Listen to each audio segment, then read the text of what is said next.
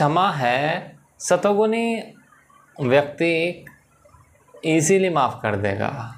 क्यों माफ़ कर देगा? उसके भीतर प्रेम है, और मन में जब प्रेम हो तो बंदा माफ़ कर ही देता है। जैसे आपके भी घर में कभी कोई फंक्शन हो, आपके खुद के मान लीजिए बेटी का बेटे का ब्याह है, यदि किसी ने कुछ गलती कर भी दी, किसी ने कुछ तोड़ फोड़ भी दिया, तो आप उसको माफ़ कर देते हो। क्यों? क्योंकि आपके भीतर एक प्रेम है, वो प्रेम हिलोरें ले रहा है, उस हिलोरों के कारण आपके स्वभाव में तब्दीली आ जाती है।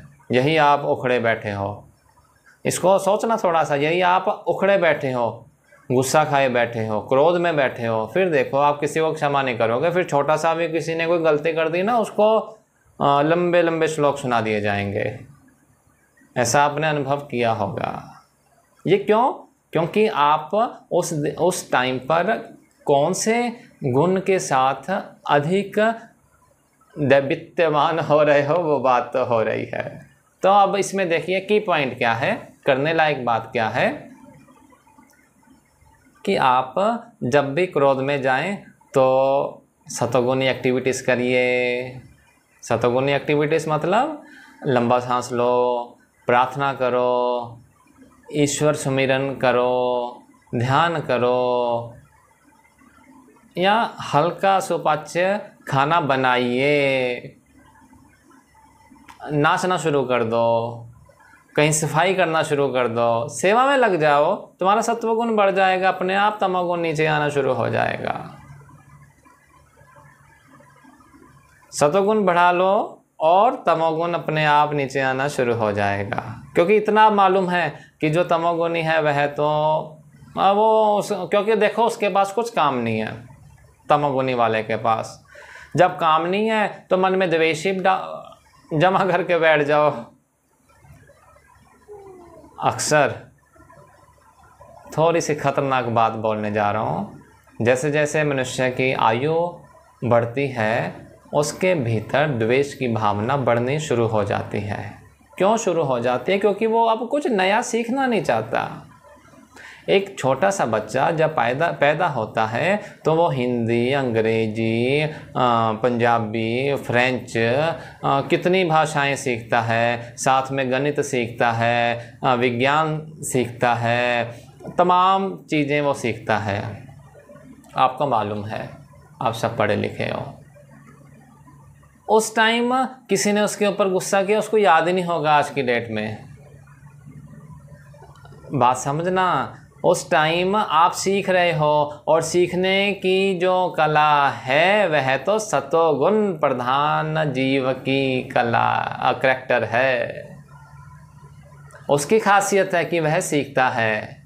यदि तुम सीखना बंद कर दिए हो, यदि तुम अब कुछ भी नया नहीं सीख रहे, तो तुम तमोगुणी व्यक्ति, तमोगुणी जीव, तमोगुणी गुण को अपने भीतर बढ़ा रहे हो। जब तमोगुण को बढ़ाओगे तो कहाँ से किसी को माफ़ कर पाओगे?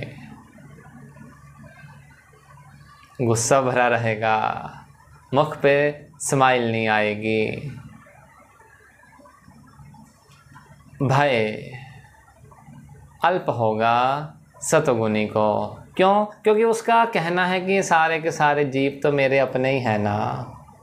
जब सबसे प्रेम, सब में राम, मुझ में राम, तुझ में राम, सब में राम समाया है, मुझ में राम, तुझ में राम, सब में राम समाया है, कर लो सभी से प्रीत, जगत में कोई नहीं पराया है, कर लो सभी से प्रीत, जगत में कोई नहीं पराया है, मुझ में राम, तुझ में राम, मुझ में राम, तुझ में राम, सब में राम समाया है, सब में राम समाया है, कर लो सभी से प्रिय, जगत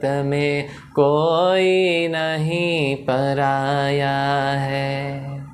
तो भय किससे वह तो कहीं जाएगा ना तो वहाँ पर भी एक परिवार बना करके बैठ जाएगा, सतोगुणी व्यक्ति।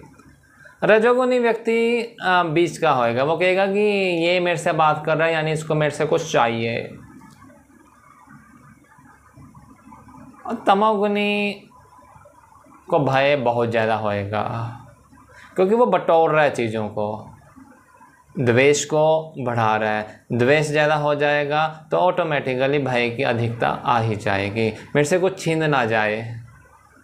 हाय मेरे बच्चे से ज़्यादा बोल रहा है कि मेरे बच्चे को अपने अंडर ना कर ले, इसी के पीछे पीछे ना लग जाए, तो भय उसमें बहुत होगा। रोको इसको, ज़्यादा सुनने ना लग जाए किसी को, कहीं पीछे ना पड़ जाए इनके, भय ज़्यादा होगा तमोगुणी। अभिमान, सतोगुणी ने तो कह दिया ना कि मुझ में भी राम तुझ में भी राम, सबसे प्रीत करो, तो वो तो विनीत। अभिमान कहाँ रहेगा? घमंड, अत्याधिक घमंड केवल और केवल तमोगुणी में होगा क्योंकि उसने अपनी ना एक आइडेंटिटी क्रिएट कर ली, वो अपनी आइडेंटिटी को डिसॉल्व नहीं करना चाह रहा।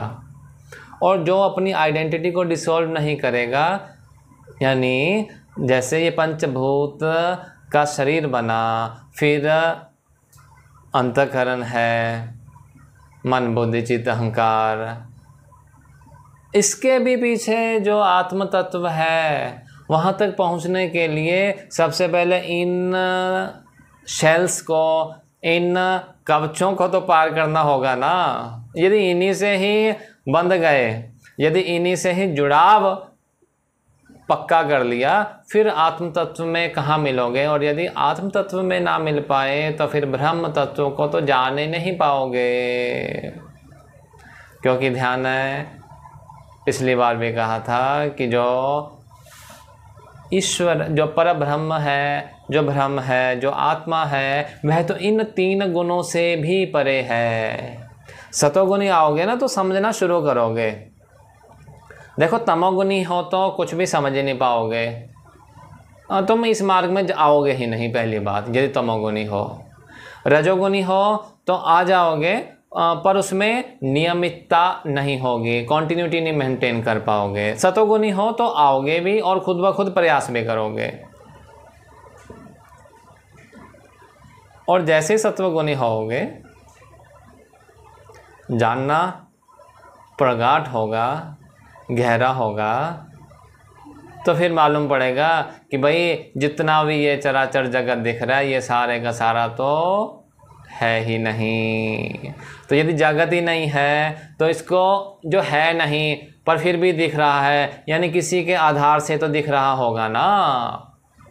हवा में तो कुछ होता नहीं है, किसी के आधार पे तो दिख रहा होगा, पर है जो इन तीनों तत्वों से पार, सो ही ब्रह्म है। सुखमणि साहब 16वीं अष्टपदी का श्लोक बहुत सुंदर। रूप न रेख न रंग की चित्र है, गुण ते प्रभ भिन्न, तिसे भुजाए नानका,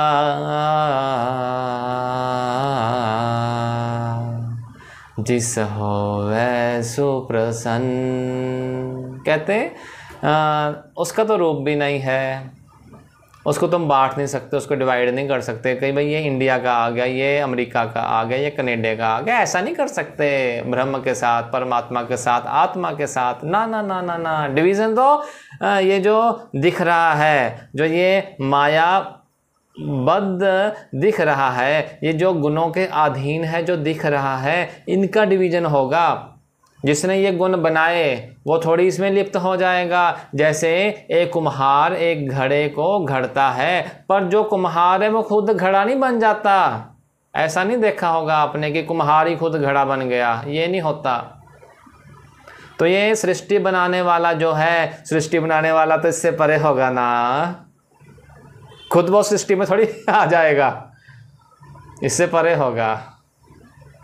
हाँ, सृष्टि आगे से आगे बनती जाएगी। अब जैसे घड़ा है, बड़ा घड़ा था, 50 लीटर का, टूट गया, मिट्टी में मिल गया, वही मिट्टी से फिर तुमने 4 घड़े बना दिए 10-10 लीटर के, बाकी मिट्टी वैसी की वैसी पड़ी रह गई। ये संभव है।